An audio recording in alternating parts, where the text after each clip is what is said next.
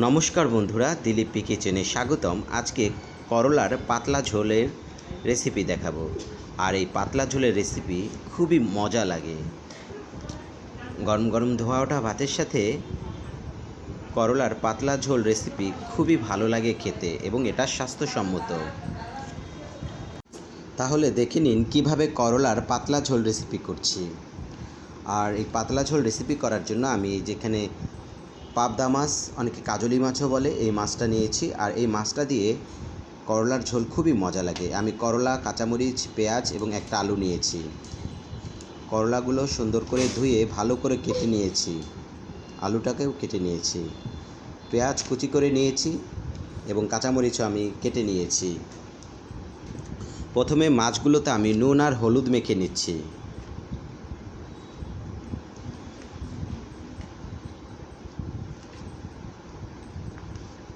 চুলাতে প্যান বসিয়েছি, তাতে আমি মাছগুলো ভেজে নিব।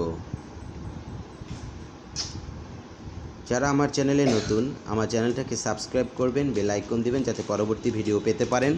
লাইক, কমেন্ট, শেয়ার করবেন। আর আপনাদেরকে অনেক ধন্যবাদ যারা আমার চ্যানেলকে সাবস্ক্রাইব করেছেন, সবসময় আমাকে সহযোগিতা করছেন, এর জন্য আপনাদের অনেক ধন্যবাদ। তো একপাশে আমি মাছ ভাজতে দিয়েছি, অন্য আর একটা কড়াইয়ে আমি তেল দিলাম আর আস্ত জিরা দিলাম। পেঁয়াজ কুচিগুলো তেলের উপর দিয়ে দিলাম, একটু ভেজে নিব।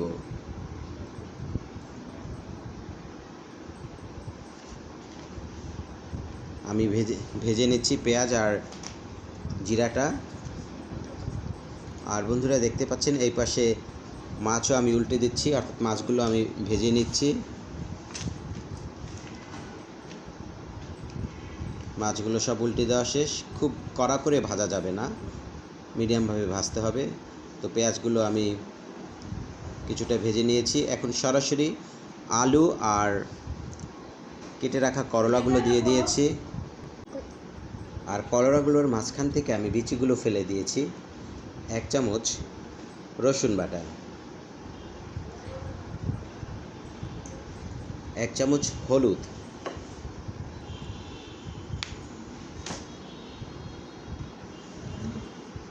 আর লবণ দিলাম। এখন ভালো করে আমি কষিয়ে নিচ্ছি। খুব একটা মশলা দেইনি, এই রান্নাটা করতে খুব মশলা লাগে না। তো আমি একটু কষিয়ে নিয়েছি ভালো করে। আর বন্ধুরা, এই করলা আমাদের খুবই উপকারী।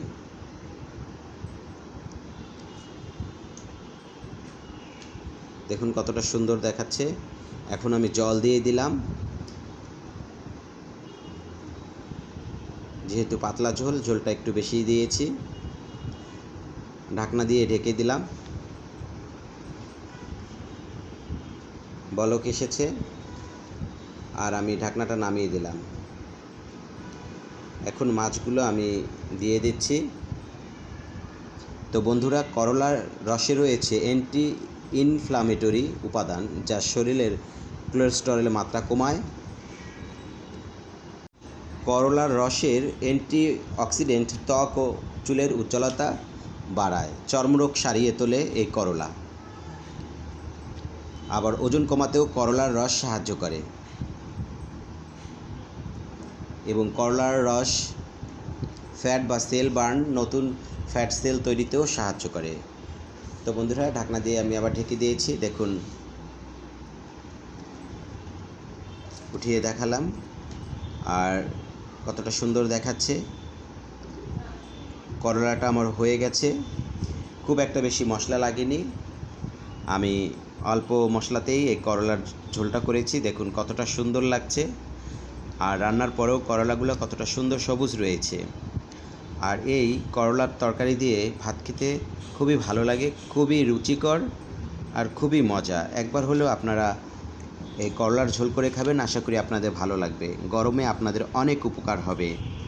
আর ম্যাক্স খাচ্ছে।